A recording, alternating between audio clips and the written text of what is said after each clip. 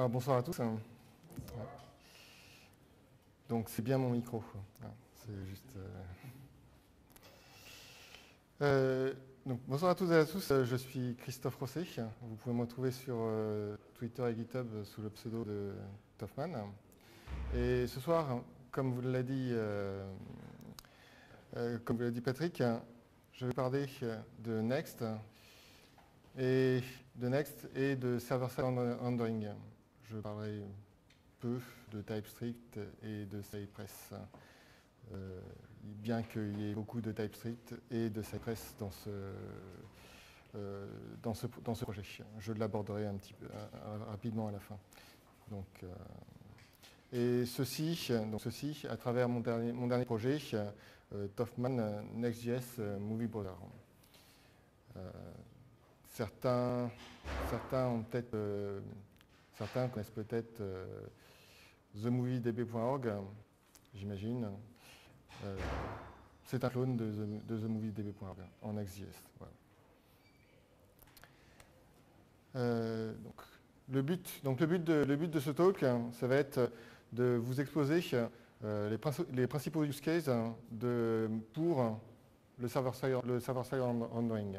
En gros, à la fin de talk, vous ayez en tête les pour et les contre d'utiliser le server-side rendering et ce que ça peut vous apporter et pourquoi exactement vous pourriez l'utiliser. Des choses auxquelles éventuellement vous n'auriez pas pensé. Je montrerai peu de code JavaScript en tant que tel. Donc je parlerai pas trop d'implémentation. Par contre, je ferai pas mal de démos pour que vous voyez finalement la fin,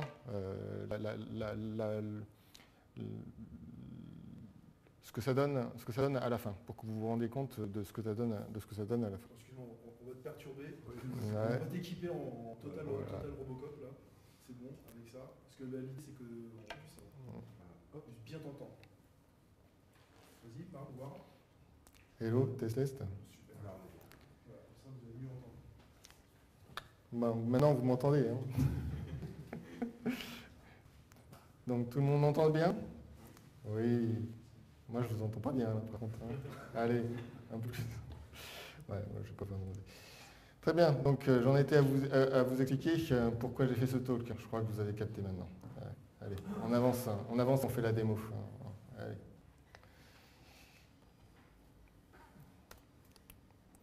Donc, voilà. Vous voyez bien. Donc, clone de TheMovieDB.org. Donc, première page, qu'est-ce qu'on voit? On voit les films en trending. Donc là, quelques films, Captain Marvel, etc. Les séries en trending, Game of Thrones. Qui veut que je spoil le... Non, vous inquiétez pas, c'est juste, qu'est-ce que Game of Thrones? Un résumé de Game of Thrones, ok. Qui joue dans Game of Thrones? Tiens, bizarre, ils ont mis Kit Harington, il est peut-être mort. Vous inquiétez pas, je ne l'ai pas vu dans l'épisode d'hier. Voilà. Donc on peut cliquer sur un bonhomme pour regarder sur un acteur pour regarder sa biographie, continuer, voir les films dans lesquels il a joué. Donc voilà, bon, parfait. Si je reviens, on peut accéder directement à un film, voir tout le casting, ok. Si j'avance, vous pouvez voir toutes les saisons. Parfait, ça. On peut aussi chercher des... on a une recherche, voilà. Donc ça marche pas si mal. Tiens, je suis sur Harrison Ford. Ah, on me demande ce petit truc qui clignote, je ne sais pas si vous le voyez. Il y a aussi de la traduction. Donc, ce site est localisé. Donc, Voilà, c'est passé en français. Donc maintenant, on a les biographies qui est passé en biographie et aussi le contenu qui est passé qui est passé en français, ainsi que tout le contenu ici. Si je vais la guerre des étoiles, on peut s'amuser aussi, aller un peu plus loin, puisque là, ça nous donne accès donc à l'API themovie.org. Il faut avoir en tête que c'est utilisé par beaucoup d'applications tierces finalement que vous devez avoir dans vos téléphones ou dans vos home cinéma, j'imagine, pour récupérer les jaquettes et les résumés. L'API est très bien faite, elle est localisée, donc c'est très utile pour ça. Et vous avez beaucoup de traductions, je me répète. Et on peut accéder donc à des langages danois, mais à des langages plus exotiques, comme le thaïlandais. Non, ça. Et encore plus exotique, l'hébreu. On écrit de droite à gauche. C'est marrant, ça c'est sympa, comme ça, de tester, d'écrire de droite à gauche. Et pour éviter de faire des jaloux, on va l'écrire en arabe aussi. Voilà, ça marche. Parfait. Bon, revenons en français. Voilà. Reset English. Voilà, donc une petite page about, une petite page, je t'affiche le QR code pour que tu puisses le snapper. Ok, donc voilà, vous avez vu rapidement l'application. Hein. Et vous allez me dire, ok, enfin t'es gentil, hein, mais tu me parles de Next.js, enfin vous faites ça en React tous les jours, sans Next.js. Vous auriez raison en regardant, ça pas, enfin, c'est vrai. Voilà. Et ce qu'il y a, c'est que une SPA traditionnelle, on va dire, on fait ce qu'on appelle du client-side rendering. En gros, c'est que toute la partie rendue se fait sur le client.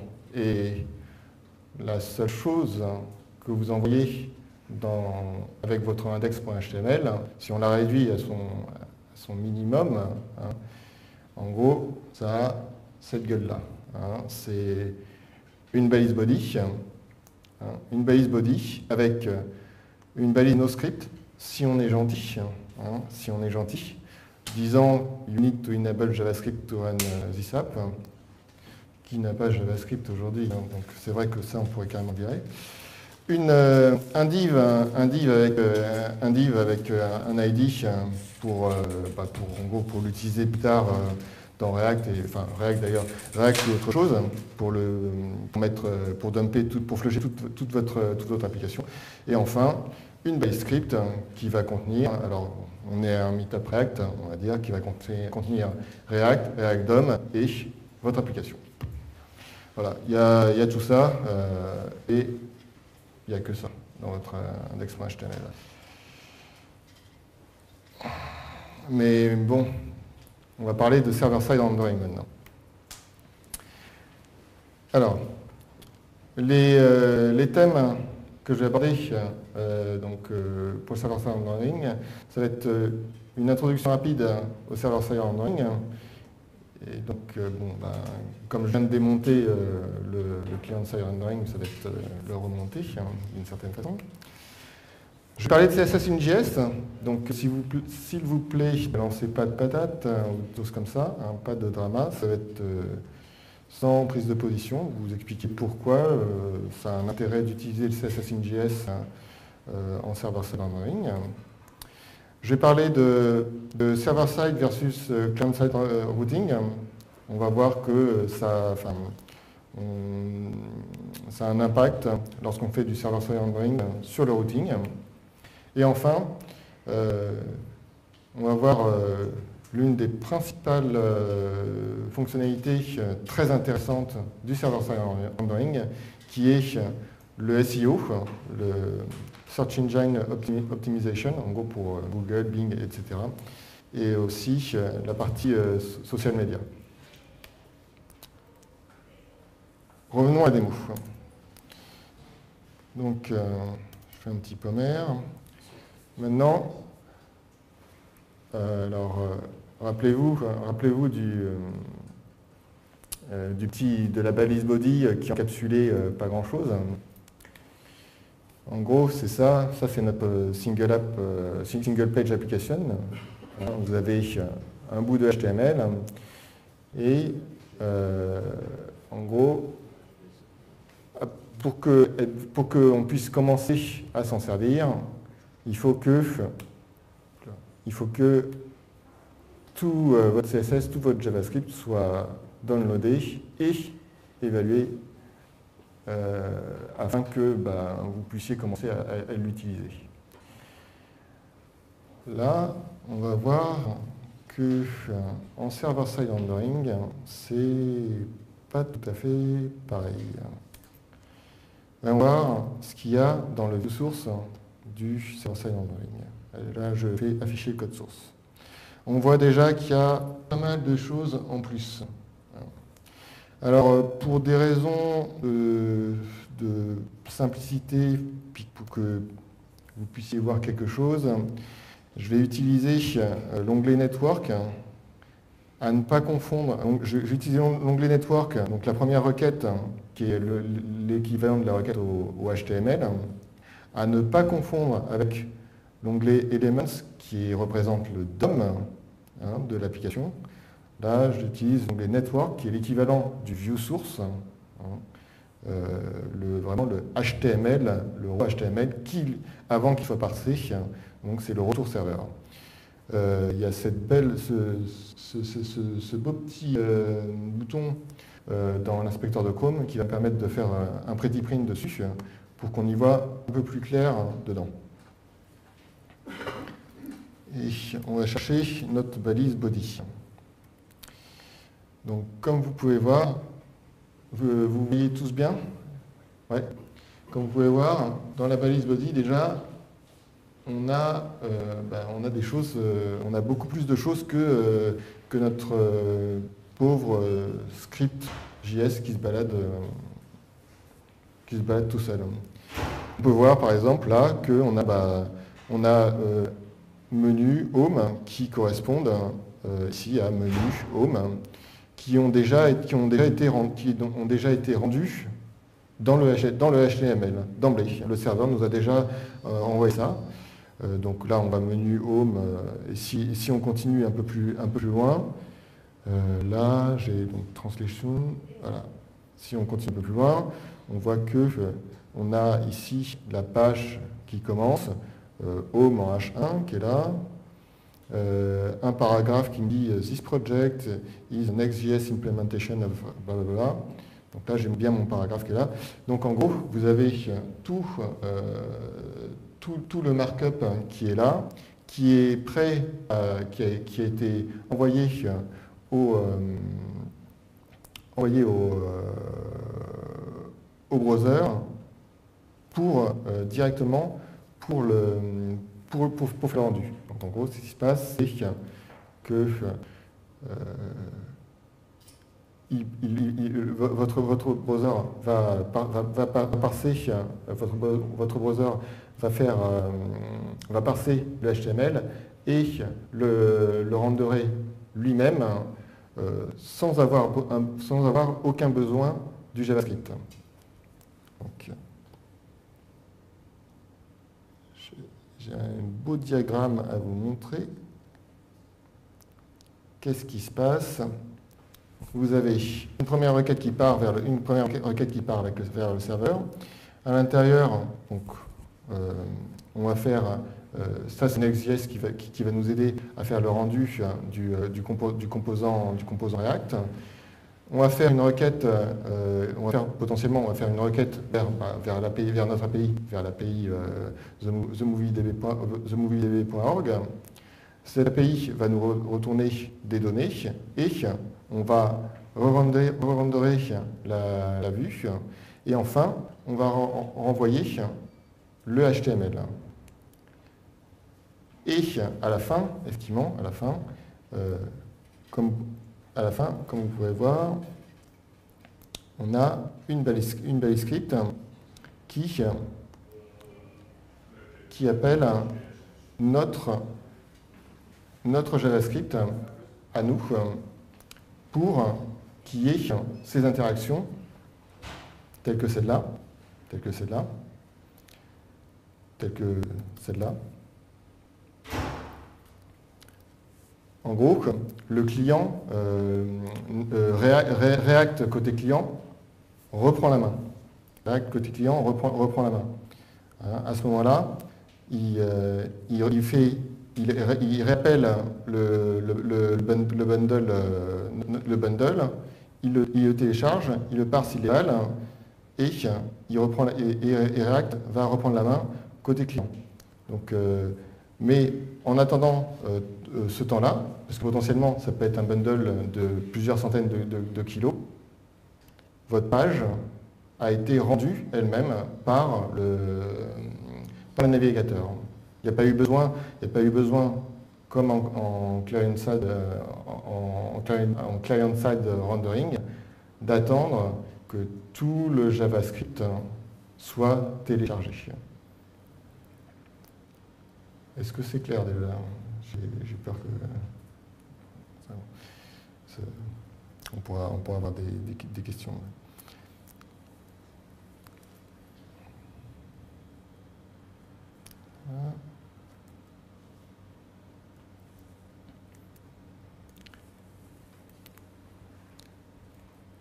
Donc,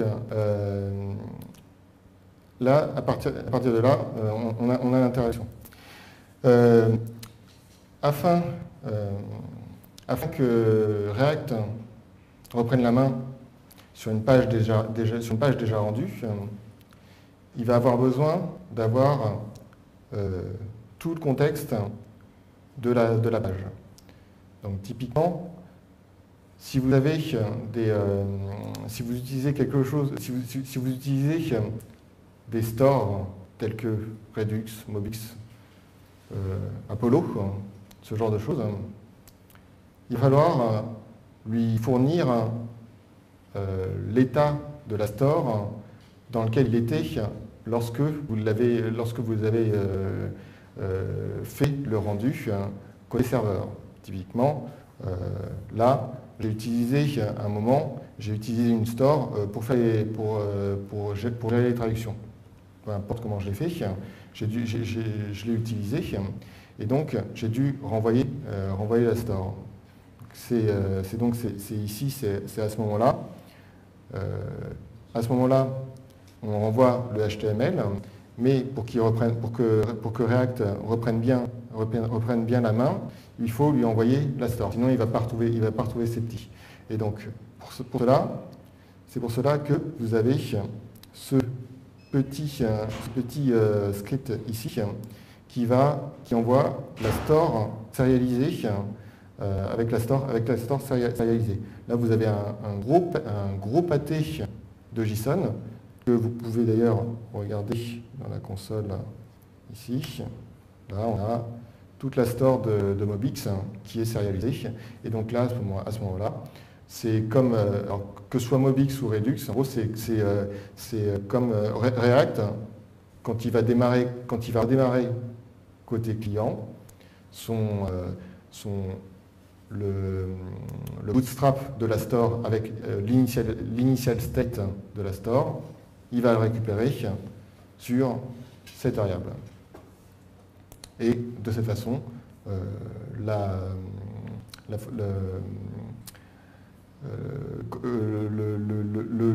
client va pouvoir bien reprendre la main.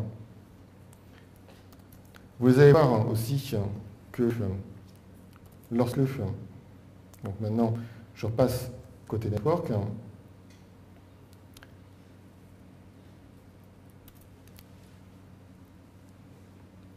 là, lorsque je passe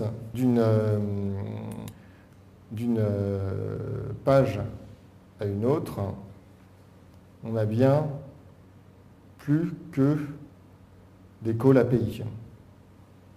Bon, là, le person.json, c'est des histoires de traduction, mais on a bien plus que des calls API. Donc en gros, ça veut dire que pour le tout premier rendu, vous avez un rendu server-side. Donc en gros, c'est le serveur qui s'occupe du tout premier rendu pour éviter que vous ayez une page blanche lorsque ça arrive sur votre téléphone. En gros, pour que vous ayez accès le plus vite possible à une page rendue. Et ensuite, lorsque vous naviguez, plutôt que faire comme du PHP, qui fait du client-side, qui fait du server-side rendering depuis 15 ans, 18 ans, 20 ans, je sais pas. Enfin, là, on prend, c'est le client qui reprend la main et qui va naviguer ensuite comme une SPA, habituelle d'une page à une autre et sans renderer toute la page, juste en faisant des calls API. Et ceci de façon transparente en utilisant, alors dans le cas là de Next.js, en utilisant le même code pour le serveur et le client.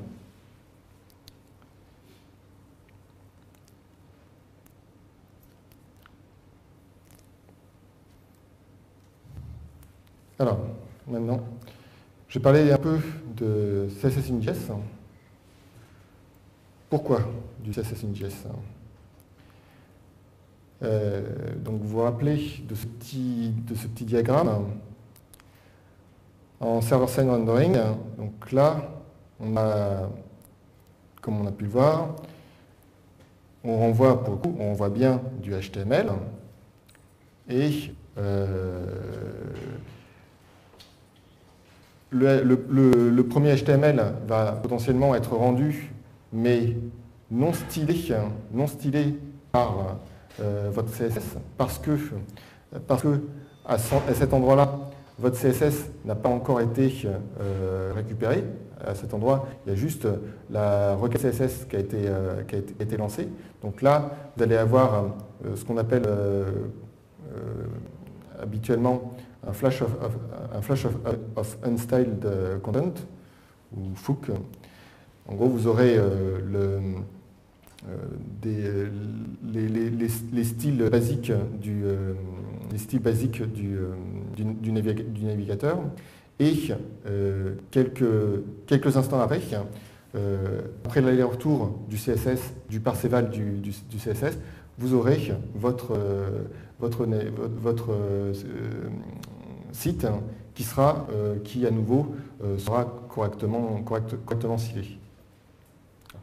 C'est ce qu'on appelle First Meaningful Paint, c'est-à-dire que votre site a la gueule qui devrait avoir.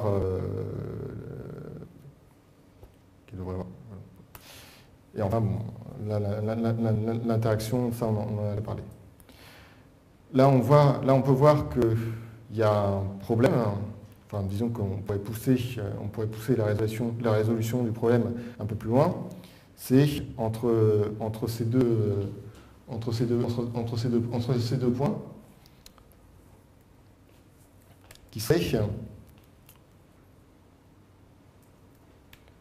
de si on arrivait à inliner le CSS avec en gros juste le CSS dont on a vraiment besoin dans la page qu'on est en train de rendre, l'inliner avec le HTML qu'on renvoie.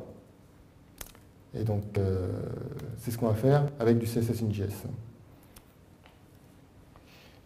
Donc là, à nouveau, je vais faire...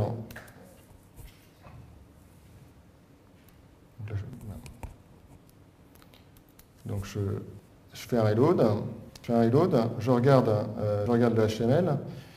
Donc, je vais faire un pretty print. Donc ça, c'est bien le HTML qui revient du serveur.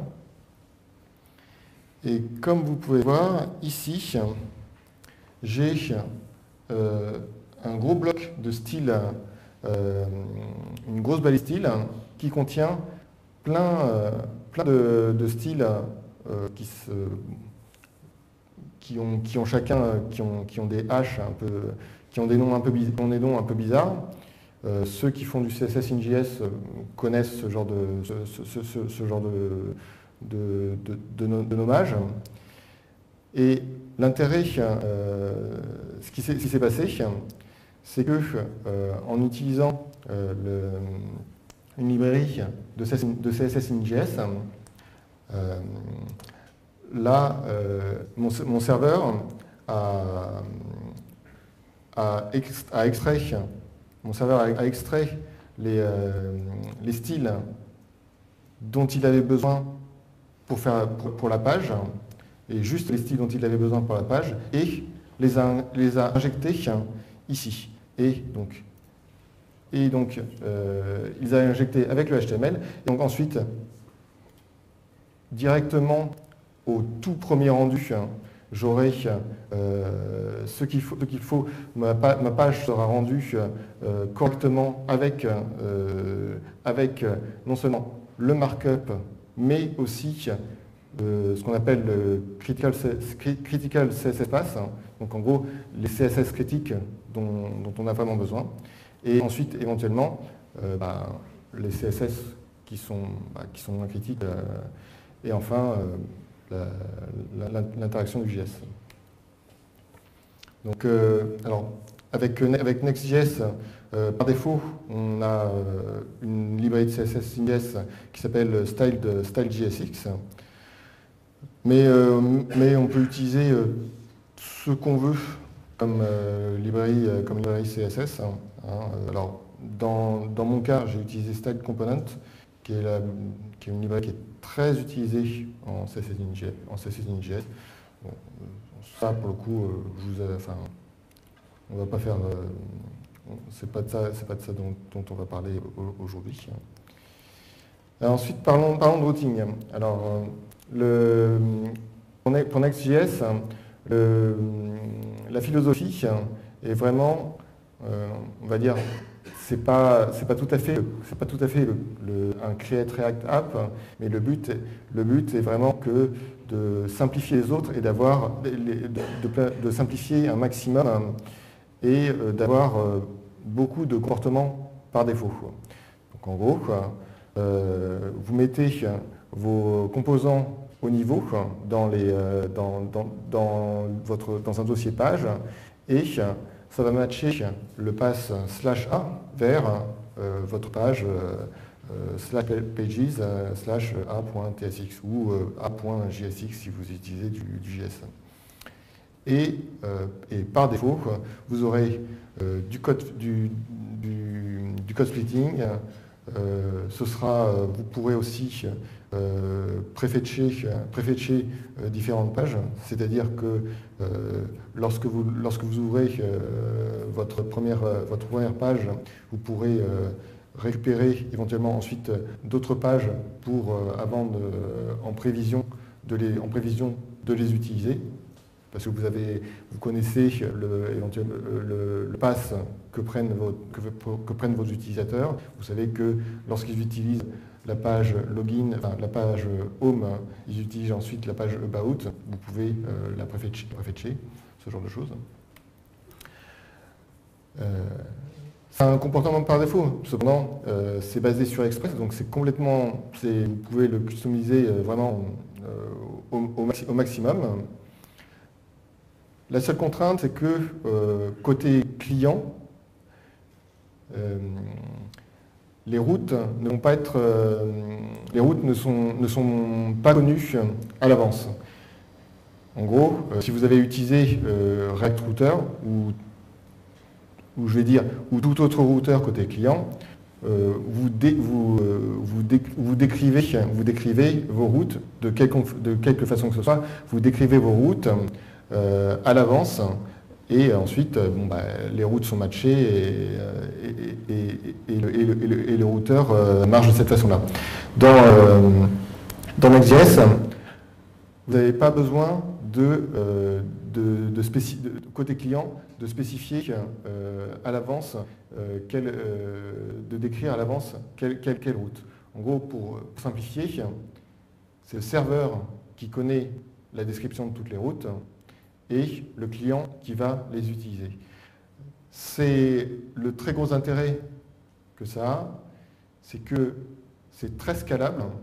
En gros, vous pourriez avoir une énorme application qui a des milliers de pages et votre client, lui, il peut être tranquille, il n'a pas besoin de connaître toutes les routes et il peut en utiliser que quelques-unes. Il peut en utiliser que quelques-unes, il n'a pas besoin de la description de toutes les routes. Et puisque c'est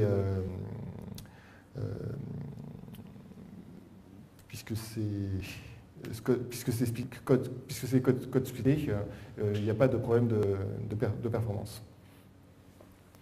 Alors, ça ressemble, la façon de faire du custom server, ça ressemble un peu à lorsqu'on faisait de l'URL rewriting il y a quelques années en PHP. En gros, vous allez transformer une URL qui a cette tête-là dans une URL qui a cette tête-là, et vous passez la query string à un composant haut niveau, celui des pages, côté serveur.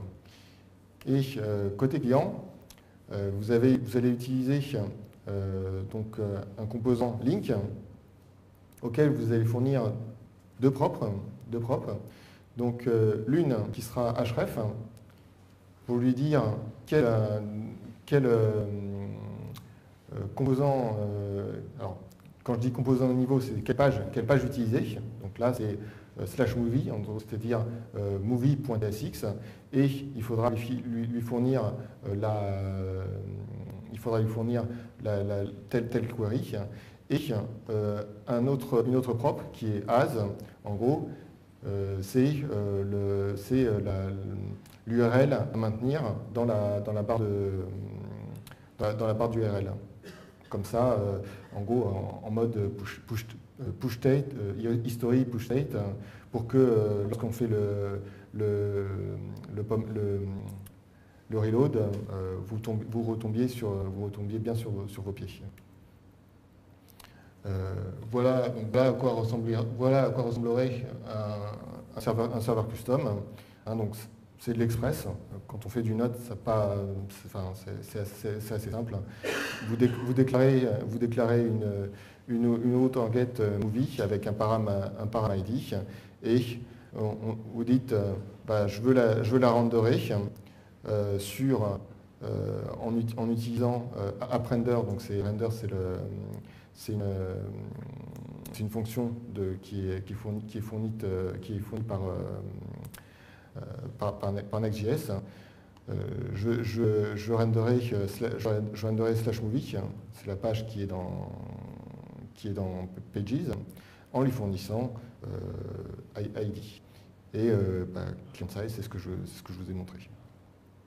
Voilà à quoi ça ressemble. Ensuite, côté SEO, et social media, donc côté SEO et social media friendly, donc c'est faire du server-side rendering, c'est probablement le SEO sera l'une des très grosses raisons pour lesquelles on vous demandera de faire du server-side rendering, sera le SEO. Typiquement, ce serait une galerie marchande, en gros, pour que tous leurs objets soient bien renseignés dans Google, etc. Et donc, pour cette raison, vous ne pouvez pas vous contenter de ne renvoyer qu'un HTML qui contient un script. Donc à une époque, on faisait des GUAC avec à renderer via PhantomJS, à enregistrer le résultat dans des MongoDB et à faire du cache et à renvoyer la page renderée. Aujourd'hui, on a des outils qui sont un peu plus, qui marchent un peu mieux. Et donc typiquement, qu'est-ce que ça donne? Vous avez typiquement, ça va donner ce genre de choses. Vous allez pouvoir préciser pour chaque page tous les métadatas que vous voulez. Ça, c'est du markup comme un autre. Hein, c'est des tags, donc c'est du markup comme un autre que vous allez pouvoir spécifier pour le bon pour le SEO. Ainsi, et aussi le fait que comme c'est renderé en server-side rendering, les sites peuvent être crawlés par les crawlers de Google, Bing, etc. Directement. Donc, typiquement, si je fais ici,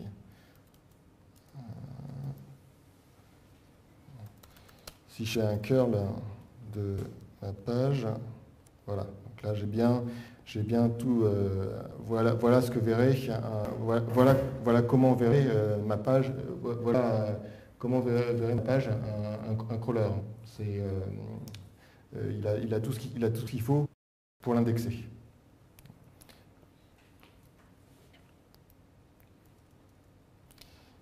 Et pour ce qui est de la partie social media friendly, ce qui est probablement une contrainte qu'on pourrait vous demander de plus en plus, c'est typiquement, ça va être de rajouter quelques petites balises dans le head, quelques petites balises méta dans le head, spécifiques alors ensuite à Facebook, Twitter, Instagram, que sais-je. Et autres, c'est pour avoir ce petit aperçu où typiquement quand vous postez un lien dans Slack, dans LinkedIn ou autre, vous avez ce petit aperçu de l'article. Donc, si là on envoie dans donc là Twitter Card Validator, c'est pour voir c'est pour faire un aperçu de ce que donnerait notre URL sur un tweet. Donc là, on peut voir que là, ça donne. Bon, là, on a bien quelque chose. Ça donne quelque chose. Et si je vais sur une page spécifique.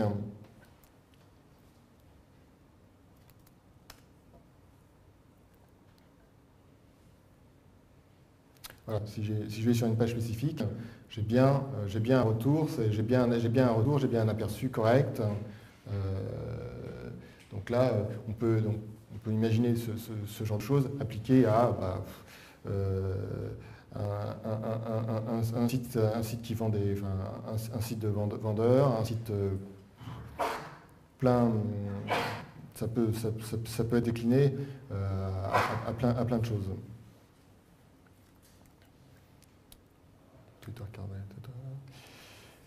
Alors, petit bonus, TypeScript avait été évoqué. Donc le site est fait en TypeScript. Et surtout, j'ai entièrement typé l'API. Ceci grâce à un petit outil MakeTypes qui est assez formidable, où vous copiez-collez le retour JSON d'une API, vous cliquez sur Generate et il vous génère les types. Donc, vous pouvez, faut changer un petit peu Il faut changer un petit peu les noms pour qu'ils aillent avec vous. Mais le très gros intérêt, c'est qu'ensuite, bah, dans vos méthodes, vous êtes vraiment, vous avez directement le retour de vos requêtes qui sont typées, ce qui est un gros intérêt. Typiquement, comme dit Cass, là, par contre, voilà. Là, donc là, on peut voir que j'ai un data.credit. Donc là, on peut voir que je map sur, bon, peu importe ce sur quoi je map.personne. Là, j'ai directement tout ce qu'il y a sur la personne, et ça vient de l'API. Parce que ça a été typé, j'ai accès à toutes les infos de l'API. Et comme ça, alors surtout quand vous bossez en équipe, ça a un gros intérêt. Vous pouvez, les gens peuvent découvrir l'API de cette façon-là. Je le recommande, voilà. Surtout pour ceux qui utilisent déjà TypeScript. Et enfin, côté Next.js, il existe énormément d'exemples dans tout, pour toutes les librairies, donc que ce soit serveur, que ce soit TypeScript Reason, que ce soit CSS.js, que ce soit il y a Redux, Apollo, etc. Donc il y a énormément d'exemples pour s'y mettre et pour trouver une solution à votre problème. Il y a vraiment de quoi faire. On sent que c'est très utilisé. Rapidement, sur les choses dont je vais parler, si vous allez sur le GitHub, vous verrez que c'est testé avec Jest pour les tests unitaires et avec Cypress pour les tests end-to-end. C'est utilise TestLint et Prettier pour le style et pour le linter. Et enfin, c'est envoyé sur le CI, utilise Travis. Et enfin, là, ce que vous avez vu, c'est sur Heroku. Donc, merci.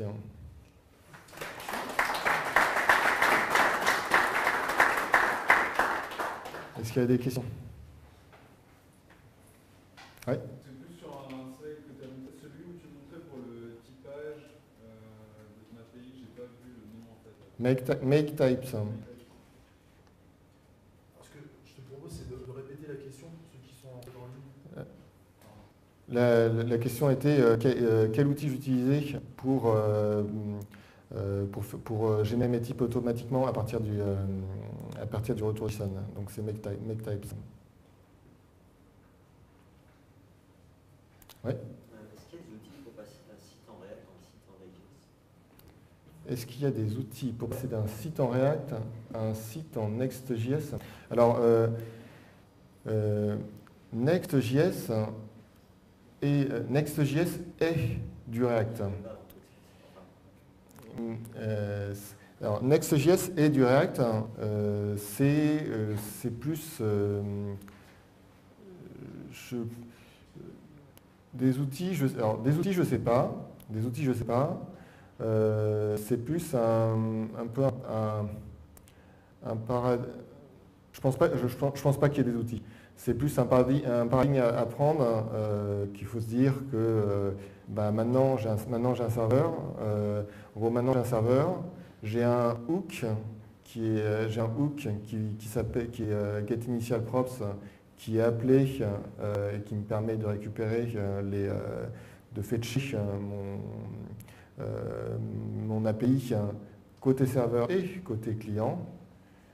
Et donc d'être universel, hein, mais je ne pense pas que tu peux faire ça.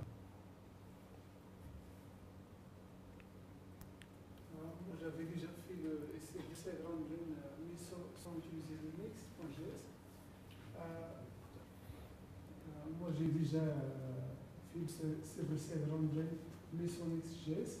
Le problème que j'avais, peut-être que je n'ai pas creusé, c'est que les routines sont traduites. C'est-à-dire même les routes, sont traduites. Même les routes sont traduites. Donc les routes aussi, les routes que tu as parlé, c'est de mettre les routes côté serveur et de le mettre aussi côté client, sont traduites. C'est-à-dire j'arrive pas à trouver un outil, je n'ai pas creusé dans le Next, c'est-à-dire une solution qui détermine les routes. Tu vois, comme par exemple, dans côté client, de créer les routes et dans côté serveur, de le cibler. Je ne sais pas si vous comprenez. Alors, il y a longtemps, React 0.14, je crois. J'avais fait marcher React Router version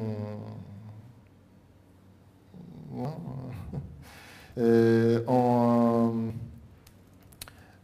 server-side rendering. Donc oui, c'est possible. Hein.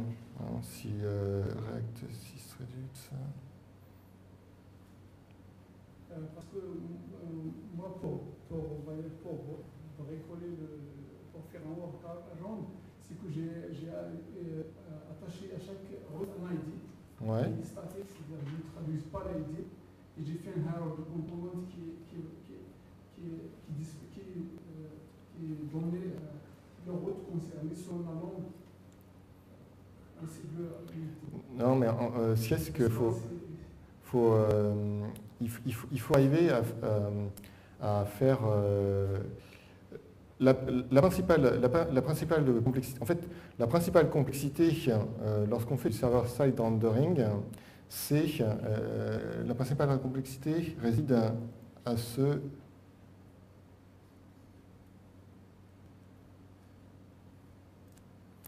La principale complexité, quand on fait du server-side rendering, réside à ce moment-là. Hein, là. Lors de la réconciliation. C'est que, très bien, enfin, faire ça, je veux dire que c'est facile, mais enfin, disons, c'est faisable. Mais c'est-à-dire qu'en gros, on fait tous ces côtés serveurs. On se soucie que du serveur. Faire que ça, on fait que du client, on fait une SPA normale. Par contre, faire les deux, c'est-à-dire que le client est capable de reprendre la main derrière le serveur sans coupure, c'est ça la complexité. En fait, c'est ça vraiment la complexité.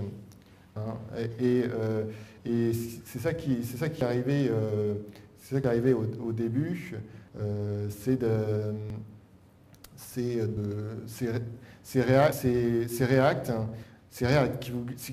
qui vous gueulait dessus en disant tiens, mais t'as dû oublier une clé ou j'arrive pas à me retrouver dessus. En gros, typiquement, les erreurs de réconciliation, quand on a oublié d'être une key dans une loop et qu'il n'arrive pas à revenir sur un DOM qu'il n'a pas créé. Ou alors, typiquement, quand vous utilisez jQuery ou autre chose qui manipule le DOM à l'intérieur et que React vient derrière dessus. C'est la même problématique. Hein, c'est le même genre de problématique. Et c'est la plus grosse difficulté lorsqu'on fait du server-side rendering. Merci.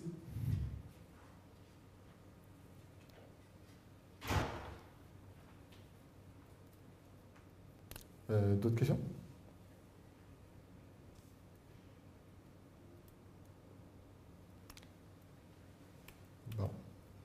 Donc, bah, il y a toutes les... je posterai les slides. Le GitHub est accessible. Et puis, merci.